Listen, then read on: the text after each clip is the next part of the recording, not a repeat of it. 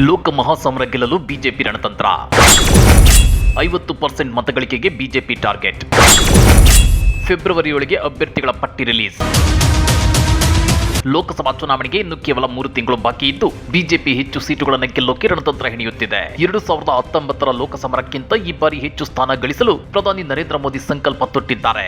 ಈ ನಿಟ್ಟಿನಲ್ಲಿ ಕಳೆದ ಚುನಾವಣೆಗಿಂತ ಹೆಚ್ಚು ಸೀಟುಗಳಲ್ಲಿ ಸ್ಪರ್ಧೆ ಮಾಡಲು ಬಿಜೆಪಿ ತೀರ್ಮಾನಿಸಿದೆ.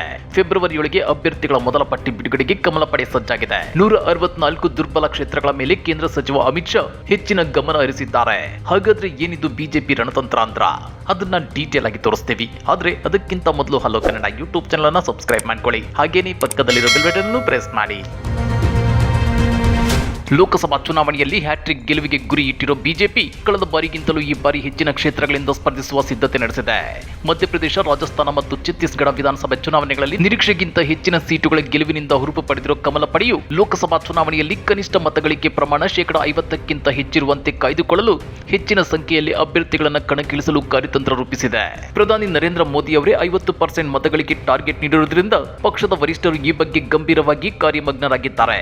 2019ರ ಲೋಕಸಭಾ ಚುನಾವಣೆಯಲ್ಲಿ 543 ಸೀಟುಗಳ ಪೈಕಿ 436ರಲ್ಲಿ ಸ್ಪರ್ಧಿಸಿದ್ದ ಬಿಜೆಪಿ 303 ಸೀಟುಗಳಲ್ಲಿ ಜಯಗಳಿಸುವ ಮೂಲಕ ಪ್ರಚಂಡ ವಿಜಯ ಸಾಧಿಸಿತ್ತು. ಕೇವಲ 133 ಸೀಟುಗಳಲ್ಲಿ ಪಕ್ಷದ ಅಭ್ಯರ್ಥಿಗಳು ಪರಾಭವಗೊಂಡಿದ್ರು. ಜನವರಿ ಅಂತ್ಯಕ್ಕೆ ಅಥವಾ ಫೆಬ್ರವರಿ ಮೊದಲ ವಾರದಲ್ಲಿ ಪಕ್ಷವು ಅಭ್ಯರ್ಥಿಗಳ ಮೊದಲ ಪಟ್ಟಿಯನ್ನು ಬಿಡುಗಡೆ ಮಾಡುವ ಸಾಧ್ಯತೆ ಇದೆ ಅಂತ ಮೂಲಗಳು ಹೇಳ್ತಿವೆ. ಮೊದಲ ಪಟ್ಟಿಯಲ್ಲಿ ಪ್ರಧಾನಿ ನರೇಂದ್ರ ಮೋದಿ, ರಕ್ಷಣಾ ಸಚಿವ ರಾಜನಾಥ್ ಸಿಂಗ್, ಗೃಹ ಸಚಿವ ಅಮಿತ್ ಶಾ ಅವರ ಹೆಸರುಗಳನ್ನು ಘೋಷಿಸುವ ನಿರೀಕ್ಷೆ ಇದೆ. ಕಳೆದ ಬಾರಿಯ ಚುನಾವಣೆಯಲ್ಲೂ ಬಿಜೆಪಿ ಮೊದಲ ಪಟ್ಟಿಯಲ್ಲಿ ಈ ಮೂವರ ಹೆಸರುಗಳು ಇದ್ದಿದ್ದನ್ನು ಸ್ಮರಿಸಬಹುದು. ಇನ್ನು ರಾಜ್ಯ ಬಿಜೆಪಿಯಲ್ಲೂ ಹೆಚ್ಚು ಎಂಪಿ ಸೀಟುಗಳನ್ನು ಗೆಲ್ಲೋಕೆ ಕಾರ್ಯತಂತ್ರ ರೆಡಿಯಾಗ್ತಿದೆ. ಪ್ರತಿ ಲೋಕಸಭಾ ಕ್ಷೇತ್ರಕ್ಕೂ ಪ್ರತ್ಯೇಕವಾದ ಚುನಾವಣಾ ಕಾರ್ಯತಂತ್ರ ರೂಪಿಸಲು ಬುಧವಾರದ ಸಭೆಯಲ್ಲಿ ತೀರ್ಮಾನಿಸಲಾಗಿದೆ. ಬಿಜೆಪಿ ಸಂಸದೀಯ ಮಂಡಳಿ ಸದಸ್ಯ ಬಿಎಸ್ ಯಡಿಯೂರಪ್ಪ, ರಾಜ್ಯ ಘಟಕದ ಅಧ್ಯಕ್ಷ ಬಿವೈ ವಿಜಯೇಂದ್ರ ನೇತೃತ್ವದಲ್ಲಿ ಬೆಂಗಳೂರಿನ ಹೊರವಲಯದ ರಮಣ ರೆಸಾರ್ಟ್ನಲ್ಲಿ ಲೋಕಸಭಾ ಕ್ಷೇತ್ರಗಳ ಮುಖಂಡರು ಸಭೆ ನಡೆಸಿದ್ರು.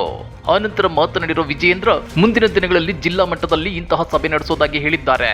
ಜೊತೆಗೆ ಸ್ಥಳೀಯವಾಗಿ ಚುನಾವಣಾ ಕಾರ್ಯತಂತ್ರ ನಿರ್ಧರಿಸಲಾಗುವುದು ಎಂದಿದ್ದಾರೆ. ಸ್ಥಳೀಯವಾಗಿ ಬಿಜೆಪಿ ಮುಖಂಡರಲ್ಲಿ ಇರೋ ಭಿನ್ನಾಭಿಪ್ರಾಯ ಗೊಂದಲಗಳನ್ನು ಪರಿಹರಿಸುವ ಕೆಲಸ ಆರಂಭವಾಗಿದೆ.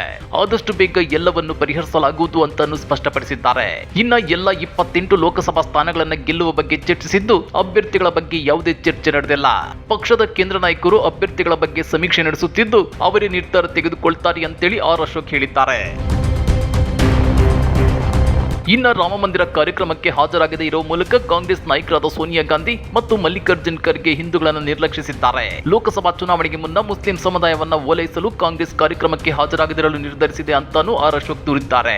ಅದೇನೇ ಇದ್ರೂ ಬಿಜೆಪಿ ನಾಯಕರಿಗೆ ಈ ಸಲದ ಲೋಕಸಭಾ ಚುನಾವಣೆಯಲ್ಲಿ ಹಿಂದುತ್ವ, ರಾಮ ಮಂದಿರ ವಿಷಯಗಳೇ ಬ್ರಹ್ಮಾಸ್ತ್ರಗಳಾಗುವ ಸಾಧ್ಯತೆ ಇದೆ.